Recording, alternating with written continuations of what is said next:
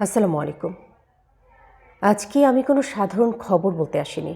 আজকে আমি কথা বলতে এসেছি একটা নাম, একটা রক্ত, একটা জাতির আবেগ নিয়ে।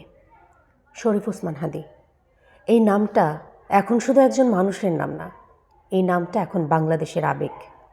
গতরাতে শাহবাগে যা হয়েছে সেটা কোনো হঠাৎ বিক্ষোভ না, সেটা ছিল একটা বিস্ফোরণ, দীর্ঘদিনের ক্ষোভের, কষ্টের আর রক্তের। হাদীর মৃত্যুর খবর ছড়িয়ে পড়ার পরে ঢাকা বিশ্ববিদ্যালয়ের হল থেকে শুরু হয়ে শাহবাগ একটা প্রতিবাদের সমুদ্রের রূপ নেয়। ছাত্র, যুবক, রাজনৈতিক সংগঠন সবাই এসেছিল এক নামে, এক দাবিতে। হাদী আমাদের সবার, হাদী কোনো দলের না, হাদী বাংলাদেশের। সেই শাহবাগেই ঘোষণা এসেছে, শাহবাগ আর আগের শাহবাগ নেই, আজ থেকে এটা হাদী চত্বর। কারণ হাদীর রক্তের বিনিময়েই জন্ম নিয়েছে লাখো হাদী।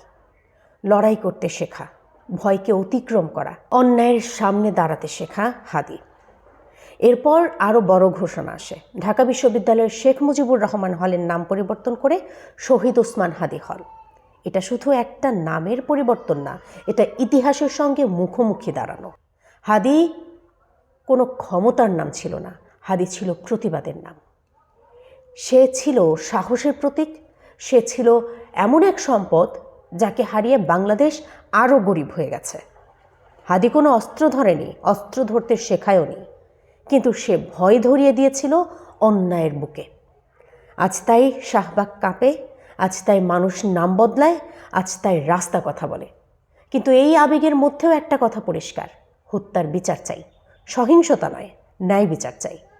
হাদীর নামে আগুন নয়, হাদীর নামে ন্যায় চাই, হাদীর নামে রাষ্ট্রকে জবাবদিহির মুখে দাঁড় করাতে চাই।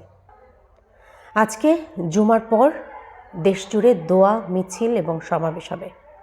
সব কিছুর কেন্দ্রবিন্দু একটাই নাম, হাদী।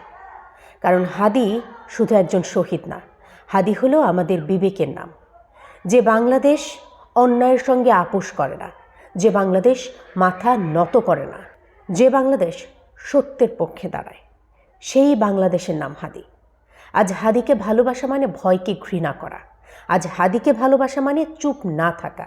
এই কথাটা মনে রাখবেন, হাদী কাউকে আগুন দিতে শেখায়নি, হাদী শিখিয়েছে ভয়কে না বলতে।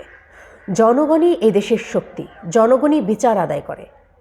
চুপ থাকলে অন্যায় জিতে যায়, কথা বললে ইতিহাস বদলায়। আজ যদি আমরা নীরব থাকি, কাল আরেকটা হাদী পড়বে।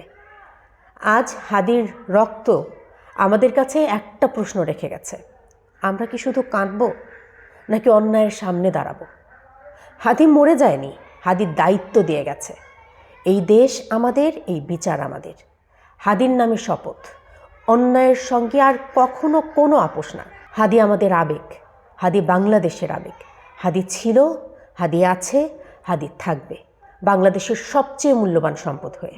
একটা হাদী হাজারো হাদী হয়ে আসবে। অন্যায়ের মূল উপড়ে ফেলতে হাদীরা বারবার ফিরবে, ফিরে ফিরেই আসবে এই বাংলাদেশে। ধন্যবাদ।